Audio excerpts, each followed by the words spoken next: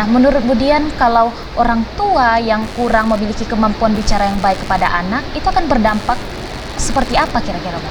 Iya, kalau anak masih usia golden age ya, itu mungkin akan terjadi keterlambatan berbicara. Karena orang tuanya nggak banyak ngomong, nggak banyak interaksi dengan anak, otomatis anaknya nanti akan mengalami hal yang seperti itu. Kalau untuk anak-anak yang sudah mulai remaja, dia akan frontal ya, akan banyak terjadi pertanyaan, akan banyak yang memberontak seperti itu, sehingga jangan sampai dalam kepala mereka itu kok harus anak sih yang durhaka, emang orang tua nggak ada yang durhaka. Lagi rame-ramenya ya, Bu. Nah, itu saya sendiri sangat tidak setuju dengan pendapat tersebut. Mengapa demikian? Ketika kita sudah ngejudge orang tua kita itu durhaka, berarti kita sudah memberikan judge negatif ke orang tua. Sedangkan kita sampai detik ini sudah seusia ini misalnya kita itu bukan siapa-siapa tanpa orang tua kita. Nah, kenapa sih kita harus mengatakan kalau orang tua yang durhaka gitu loh? Itu menurut saya. Karena bagaimanapun orang tua itu kan adalah wakil Tuhan. Iya, betul, Bu. Bahkan dalam kitab suci, dalam agama apapun kita rasa ya, dalam agama apapun pasti mengajarkan hal yang kebaikan. Kalau orang tua itu adalah wakil Tuhan, kalau nurut sama dan patuh sama orang tua itu ada selamat dunia akhirat, dan itu bukan jaminan siapa-siapa, itu jaminan Tuhan dalam kitab suci kita gitu. Jadi apa sih yang harus kita ragukan lagi? Jangan ada pikiran seperti itu gitu, sehingga keluarlah ujaran-ujaran kebencian kepada orang tua sendiri. Kan sedih rasanya ya. Memang nggak mudah sih mendidik generasi yang luar biasa di zaman AI sekarang. Iya, ya. betul sekali, Bu. Nah, kembali Bu, tadi kan kita singgung di awal orang tua yang kurang memiliki kemampuan public speaking yang baik, itu akan berdampak kepada anaknya yang lambat bicara, tapi juga kita singgung untuk perilaku dan sikap anak sendiri itu juga berdampak ya, Bu? Iya, betul. Karena public speaking itu kan komunikasi yang efektif. Bagaimana menyampaikan pesan, tidak hanya sekedar pesan, tapi ada hal yang ingin disampaikan dari pesan itu. Jadi anak-anak itu tidak melihat bagaimana, apa sih pesannya, tapi bagaimana cara kita menyampaikannya. Efektif tidak. Makanya ada verbalnya, ada non-verbalnya. Mungkin pada zaman dahulu kala, pada saat saya masih remaja atau anak-anak dulunya, orang tua melirik dengan mata aja mungkin paham. Orang tua lagi marah, orang tua kode. Cukup dengan bahasa tubuh berarti. Cukup dengan bahasa tubuh saja kita udah paham. Tapi kalau sekarang anak-anak, kalau kita bilang seperti ketika dia batuk, pilek, tujuan kita nyindir nih, terus gitu kan. Tapi dalam pikiran mereka nggak semuanya paham, tergantung usianya juga betul. Ya. Kalau usianya masih belum remaja, dia akan mikir, lah kan orang tua gue yang nyuruh gue minum es terus.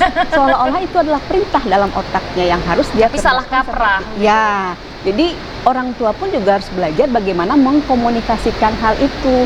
Kalau mau anak itu sesuai dengan apa yang kita perintahkan, kita maunya apa, sampaikan aja.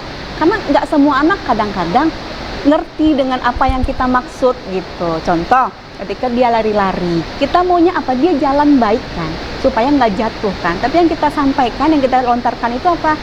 Jangan lari-lari nak, nanti jatuh. Nah, nanti jatuh dan ada kata-kata larangan jangan. Berarti itu kan ada kata-kata yang negatif. Nah, mindset negatif akan jadi negatif. Ntar lagi anak jatuh kan?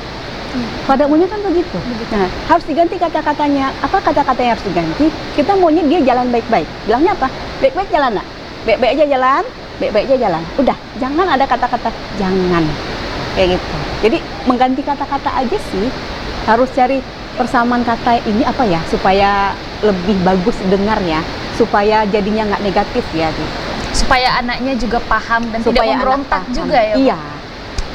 Nah, untuk zaman sekarang mungkin Bu, untuk belajar public speaking, apalagi belajar parenting ya pemirsa, itu tidak hal yang susah lagi karena dunia sudah berada dalam genggaman itu di mana-mana bisa belajar, tergantung lagi kemampuan dan kesadaran dari orang tua itu sendiri. Nah, menurut Budian, kesadaran akan hal tersebut di dunia sekarang, Budian lihat seperti apa, Bu, orang tua kesadaran terhadap pentingnya mengupgrade ilmu Iya, betul, ya. Bu. Heeh. Itu memang agak kurang karena dunia dalam genggaman itu lebih menarik daripada Iya.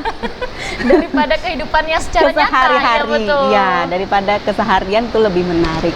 Nah, jadi supaya I do you do terhadap anak, orang tua lakukan, itu juga dilakukan anak karena orang tua itu adalah sebagai role modelnya di keluarga. Tentu ya kita harus belajar ya. Harus belajar. Belajar itu kan bisa dari mana aja. Saya pun misalnya teman-teman mengatakan, ya lu kan udah expert di bidang public speaking. Buat apa sih harus belajar ke sana, harus belajar ke sini? Ya, yang saya rasakan adalah saya harus terus mengupgrade ilmu supaya yang dahulu kala itu bisa nggak disesuaikan dengan zaman saat ini gitu loh. Contoh misalnya, ketika kita lihat sesekali kita cek handphone anak-anak, di grup apa, dia ngomong apa, kemudian dengan siapa saja bergaul. Nah, timbul suatu masalah misalnya. Mohon maaf, anak-anak sekarang kan mudah banget bilang ANJ Iya, ya, betul sekali, dengan Bu. semua Kata-kata persamaan kotor. kata-katanya ya. Intinya kan sama. Nah, ketika sebagai orang tua biasa akan kaget, yang terjadi adalah apa? Yang terjadi itu marah kan, otomatis kan marah karena harapan tidak sesuai dengan kenyataan kan. Betul. Marah orang tua. Nah, anak dengan marahnya itu bingung. Kok marah ya? Kan bagi mereka itu hal yang biasa dengan teman-teman sehari-harinya kan seperti itu. Nah, sebaiknya yang kita sampaikan ke anak ya kita kasih pemahaman.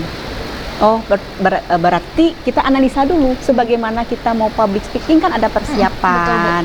Ada apa saja yang harus disampaikan, mulai dari pembukaan, Topiknya isi, apa, iya, penutupnya nanti seperti apa, harapannya seperti apa, kan seperti itu. Nah, dengan mereka di rumah, di keluarga, dengan anak-anak juga seharusnya seperti itu juga.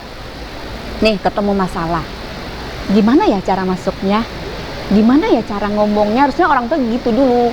Jadi belajar mengendalikan emosi sih, belajar mengendalikan emosi, mengatur, mengelola, menata hati supaya kita tidak mudah Bergejolak mengambil langsung. simpulan dari apa yang terjadi gitu loh.